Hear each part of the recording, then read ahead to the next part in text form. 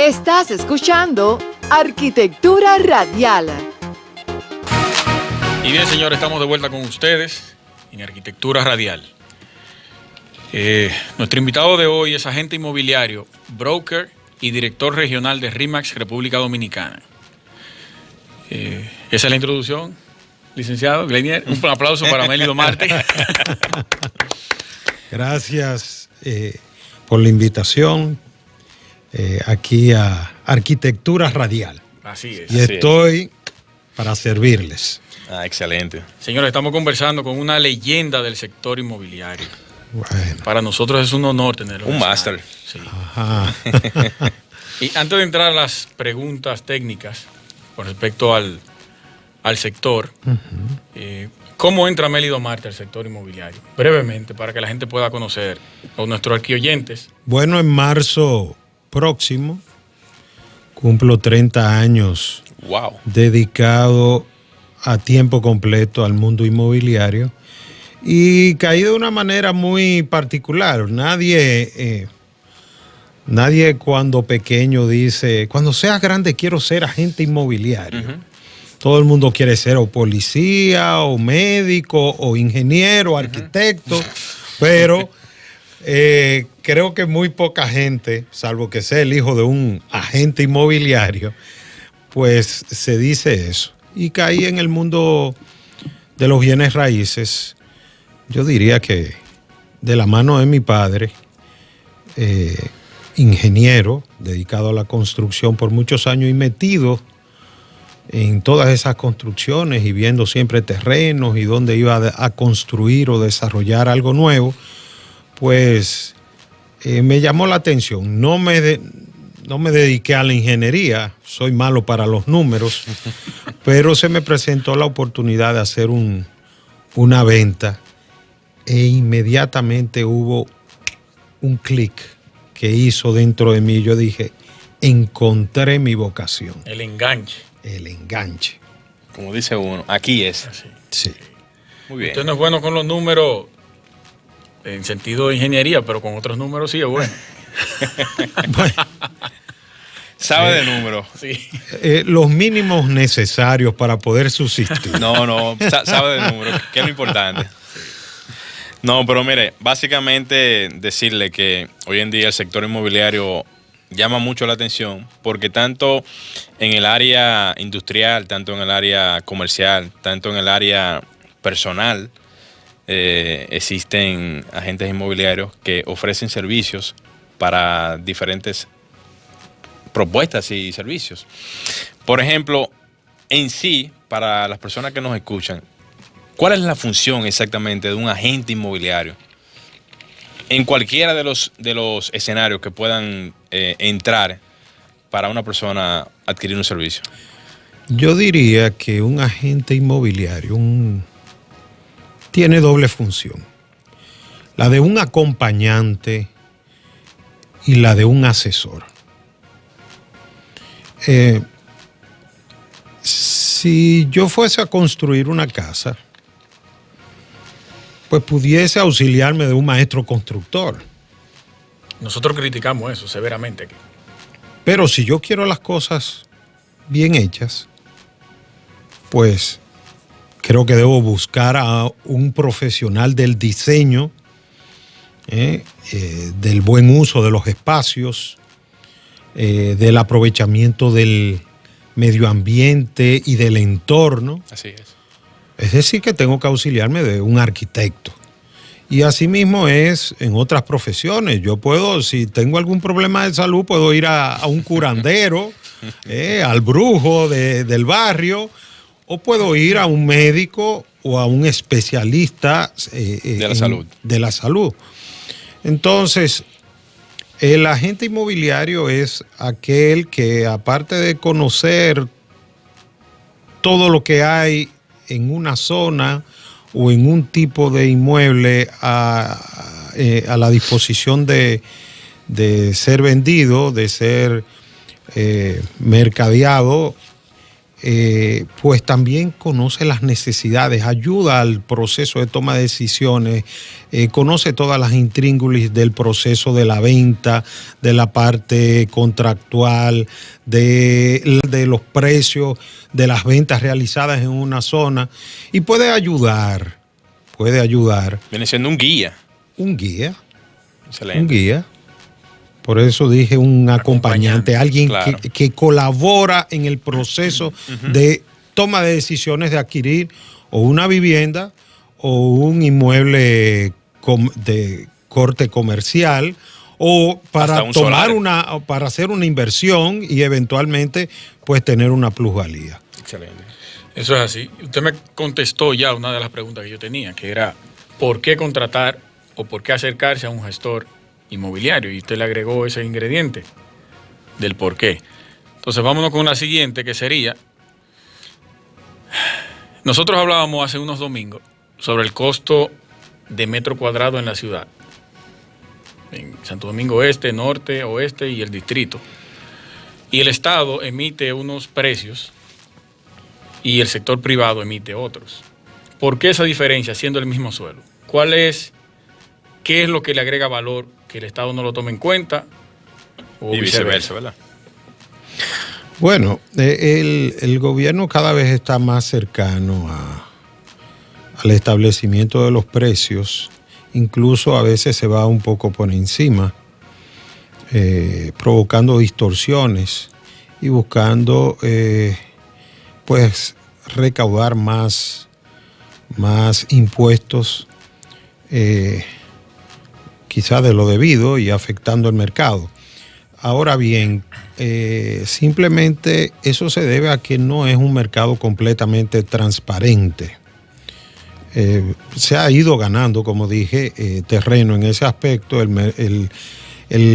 Hasta hace unos 10 años la diferencia entre el precio para fines de tasación para el impuesto de propiedad inmobiliaria, el IPI, que antes se llamaba IBSS, el impuesto a la vivienda suntuaria y solares urbanos no edificados, pues en un inicio ese impuesto había una diferencia muy grande. Muy grande. Pero probablemente este proceso de transparencia que los agentes inmobiliarios, el mercadeo inmobiliario, pues ha ayudado a ese proceso, pues ha provocado que la autoridad pues esté más al tanto de las operaciones. Pero hay un detalle también que va a profundizar ese proceso de transparencia y es la ley contra el lavado de activos. La contrarresta un poquito en este caso, ¿vale? Sí, o sea, ha ayudado muchísimo. Ha ayudado un poco. Eso está provocando que haya que transparentar, aquella tradición que hubo antes de doble contratos y que de transacciones por debajo de la mesa, pues eso prácticamente es historia. Pero con respecto a eso, ¿usted quiere decir que el Estado tiene los precios más elevados que el sector privado? En algunas áreas, ¿verdad? Porque en algunas zonas, sí, en algunas zonas. Según porque esa toma de decisiones se hacen en gabinete. Es decir, puede ser que una propiedad en una cuadra, dos propiedades en una misma cuadra, pero una está frente a una avenida y la otra puede estar del otro lado de la cuadra, pero con frente quizás a un barrio que le puede restar un poco de plusvalía, ¿verdad? De plusvalía, pues la autoridad simplemente lo que se fija es que están en la misma cuadra, y si se cerró la que estaba con frente a la avenida en $1,000 el metro, pues supone que el que está en la misma cuadra pero del otro lado, pues vale lo mismo. Entonces, ahí el gobierno tiene que afinar y las entidades que representan al sector inmobiliario desde el sector privado, pues deben denunciar eso y provocar los ajustes del lugar. Excelente. Miren, yo le voy a hacer una pregunta, casi llegando a la tercera pausa de nosotros. Realmente, cuando una persona, un inversionista, quiere hacer, obviamente, una inversión para comprar un solar, hacer un proyecto, se topa con ese tipo de situaciones. A veces quiere comprar un proyecto, hacer un proyecto en una zona donde a lo mejor el metro cuadrado tiene un costo, la densificación quizás o la altura permitida por el ayuntamiento en función a la demografía de la zona le permite una altura, y esas condiciones a nivel, por ejemplo, de, vamos a decir, como cuando tú tienes un juego de ajedrez, combinando las ecuaciones, no te dan en sentido, por ejemplo, de tú llevar un proyecto a la realización. La factibilidad del La proyecto. factibilidad del proyecto. Gracias por la ayuda. ¿Qué pasa, por ejemplo, cuando el terreno no está dentro de lo que es la factibilidad económica del proyecto en función a lo que es permitido en la zona, y automáticamente el propietario se ve, quizás en el caso que usted menciona ahora mismo, con la, vamos a decir, con la validez de decir, no, pero si este solar lo vendieron en $1 millón, por poner un ejemplo absurdo, el mío tiene que costar también $1 millón. Entonces, ¿qué pasa, por ejemplo, en ese tipo de casos cuando no se pueden desarrollar los proyectos en ese sentido? Mira, por experiencia te puedo decir que la generalidad de los promotores y constructores de proyectos son compradores conocedores de la materia y difícilmente pagan precios más allá de lo que permite la factibilidad de un proyecto. Eso tienden a hacerlo, pues, los novatos en la materia. La brigandina. Los novatos, pues, toman riesgos naturales de la novatada, ¿verdad? Claro. Y, pues, pueden pagar un sobreprecio. Atención a los que nos están escuchando, para que sepan. El mercado cobra caro ese tipo de errores. Muy caro. Muy caro, y los intereses y la lenta dinámica de ventas de un proyecto con precios fuera de mercado, pues llevan al traste y a cualquier proyecto y provocan hasta la quiebra de un promotor. O sea que el proceso de transparencia que se está dando en el mercado poco a poco va a ayudar a que también los propietarios de terrenos pues puedan aquilatar, precisar de manera más adecuada cuál es el precio de su propiedad, porque a fin de cuentas el precio de un terreno es la capacidad de renta que puede producir. Y la renta viene determinada por los linderos, por la densidad, por la altura permitida. Si está en una calle interior, una calle secundaria o terciaria, un terreno, no se puede pretender que el precio sea la de una vía primaria. Totalmente de acuerdo. No, excelente. Eso deja de manifiesto de que muchas veces, por la desorientación que no se tiene, o sea, por la desorientación que se tiene a nivel de lo que es el terreno y los demás factores, hace que la gente tenga desconocimiento e incurre en ese tipo de errores. Ahí puede ayudar mucho un asesor inmobiliario. Un asesor inmobiliario. Exactamente. Señores, estamos de vuelta con ustedes en Arquitectura Radial. Seguimos nuestra interesantísima conversación con el director regional de RE/MAX en República Dominicana, el licenciado Mélido Marte. Licenciado, le comentaba fuera del aire que lo iba a hacer al aire esta pregunta. Hay un método de compra que se utiliza en muchos sectores, en el Gran Santo Domingo y el Distrito Nacional, y es que a la hora de comprar un terreno o una casa, tú debes ir cuando está lloviendo para ver si se te inunda la casa o el terreno. ¿Qué opinión me merece usted sobre eso? Bueno, mientras la autoridad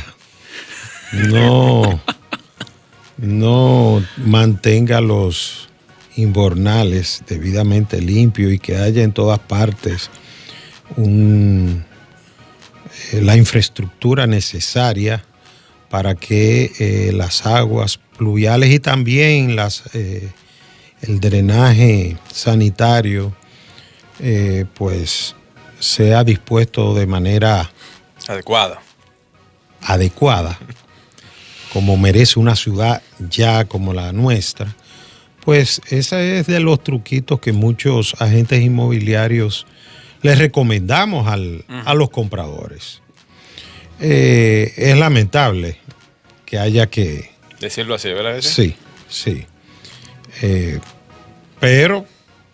Dada la circunstancia, ¿verdad que sí? A mí me decían que sí, que muchas veces el sector no se inundaba. Lo que pasa es que el sistema de drenaje, o los sistemas de drenaje estaban tapados, no eran lo suficientemente, no tenían el diámetro suficiente para poder desaguar. Así es.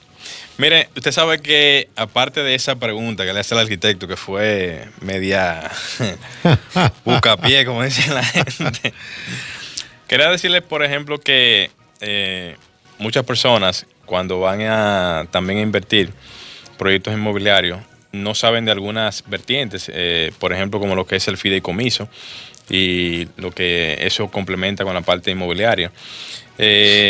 Esa misma pregunta vendría también coaccionada también con la desinformación que tiene el usuario al adquirir un inmueble que a veces no sabe realmente en función a lo que tenga como disponibilidad económica, la zona, hasta dónde trabaja, cuál es lo que más le conviene, cuál es la mejor zona para esas personas, o sea, para esa persona.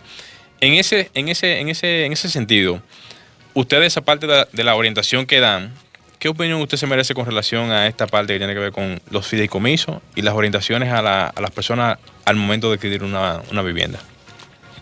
Bueno, el fideicomiso es uno de los pasos trascendentales que ha dado de manera particular el sector inmobiliario y de manera general nuestra sociedad. ¿Qué es un fideicomiso? El fideicomiso no es más que un árbitro. Es el acuerdo entre las partes, y la fiduciaria es el árbitro que ejecuta, que procura y podríamos decir que garantiza que ese acuerdo entre las partes va a ser cumplido. Entonces, en el sector inmobiliario eso ha agregado una transparencia y una seguridad enorme. Enorme. ¿Por qué? Sobre todo en los proyectos en construcción. Antes, un adquiriente, y lo sufrimos mucho nosotros como marca y como agentes inmobiliarios, que mercadeábamos proyectos de promotores que uno suponía que eran debidamente establecidos y que tenían los recursos necesarios y suficientes para el desarrollo de un proyecto, pues uno vendía en planos. Los dineros eran recaudados directamente por la constructora y no necesariamente llegaba a feliz término el proyecto. Incluso podía terminarse, pero quizás no con la calidad de vida. Entonces, el hecho de que surja la figura del fideicomiso y de entes como las fiduciarias para velar por el cumplimiento de esos acuerdos, pues lo que agrega es transparencia. Es un árbitro efectivo que garantiza al adquiriente. La inversión, ¿verdad? Garantiza al mismo constructor, Sí. porque tiene ahora que llegar a los puntos de equilibrio necesarios y a la parte financiera del proyecto, sea a través de la banca formal o sea de inversionistas privados que pueden estar participando en un proyecto dado. Es un compromiso de todos. Claro. Es un compromiso de todos. Entonces, en cuanto a la parte de que te usuario, refieres, ¿verdad?, de la calificación o precalificación de los compradores, este proceso de los fideicomisos también está ayudando. ¿Por qué? Porque una venta no es real hasta que uno tenga la certidumbre de que quien ha dado un avance, pues puede o tiene la capacidad de pago del financiamiento de largo plazo. o que cumple con la ley de lavado.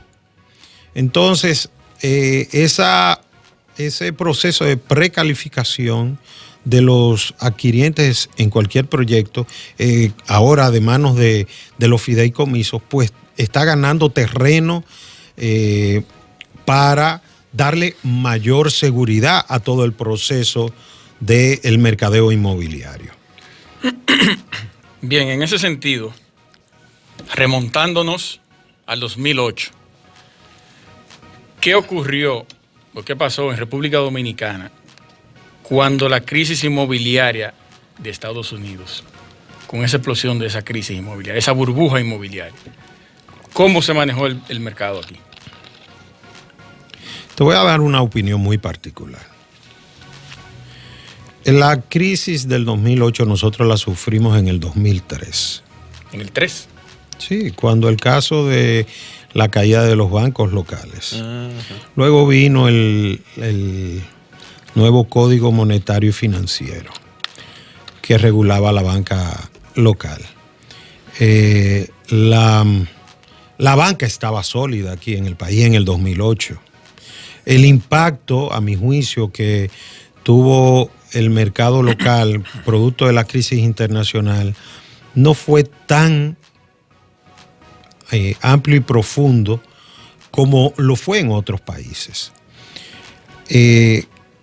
Desde mi punto de vista, en ese momento el Banco Central tomó medidas más allá de las necesarias sobre el supuesto de que tenía que proteger la banca y el mercado local.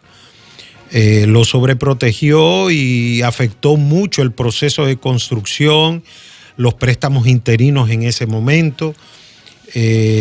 Y para mí, más que proteger el mercado local, lo que estaba haciendo era recogiendo los platos rotos del proceso electoral del 2008. Ustedes saben que en los años electorales pues siempre hay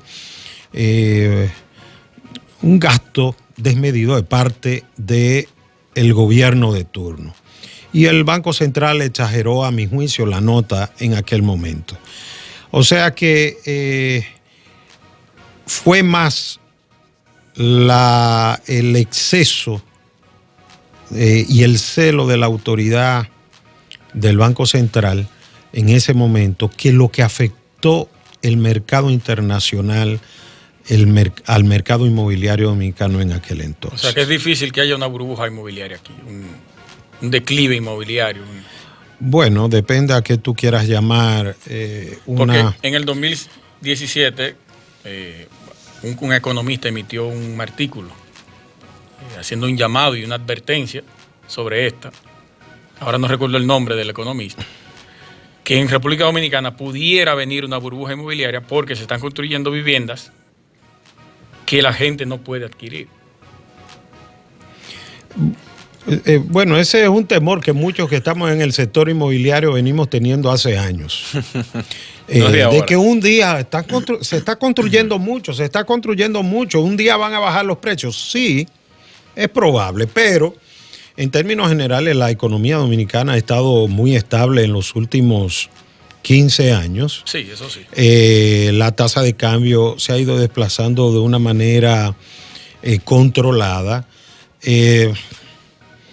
El mercado es cada vez más transparente, pero sí hay sectores del mundo de los bienes raíces que sí presentan un nivel de sobreoferta, y cuando hay mucha oferta de algo, pues necesariamente hay ajustes en los precios.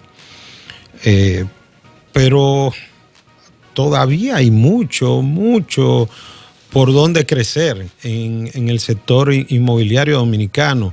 Lo de una burbuja tendría por verse en este caso. Tendría que, no me atrevo a afirmar que eso está a la vuelta de la esquina, salvo que haya una situación fuera de control e imprevista. Entiendo. Una pregunta final que siempre hacemos es, que ya me la he robado del colega aquí. Voy a demandar por eso. No, tú sabes que eso se queda aquí. Que es básicamente la opinión de si la ciudad todavía está dentro de la posibilidad de crecimiento vertical, ya que no se tienen espacios o muchos espacios disponibles en la ciudad de Santo Domingo, en el distrito, para desarrollar proyectos. Y dentro de su experiencia, por ejemplo, como agente inmobiliario, todavía la ciudad de Santo Domingo permite en muchas de las demarcaciones el crecimiento vertical a gran escala. Más brevemente, de 10, licenciado, de tenemos 10 un minuto. De Ok. 10 o 15 pisos. Ahora es que hay espacio para crecer. Es Bien. cuestión de sentarnos y repensar nuestra ciudad. Excelente. Todavía hay ocupados en el centro del Distrito Nacional muchos espacios por industrias. Próximamente publicaré algo sobre la situación de Poliplas y cómo nosotros podemos aprovechar toda esa área de villas agrícolas, el ensanche de la Fe, y replicar proyectos así como las Torres Progreso que hizo el gobierno en un momento, Sí. pero todo se paró ahí.